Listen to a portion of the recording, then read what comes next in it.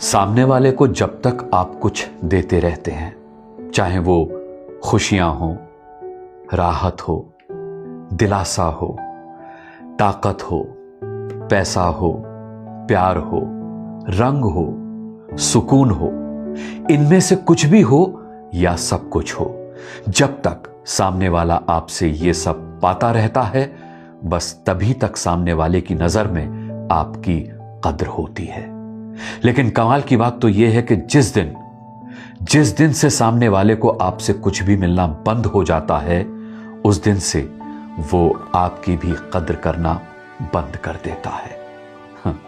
लोग हमसे ले तो लेते हैं, लेकिन एक दिन अचानक ये भी कह देते हैं कि तुमने हमारे लिए किया ही क्या है, हमें दिया ही क्या है।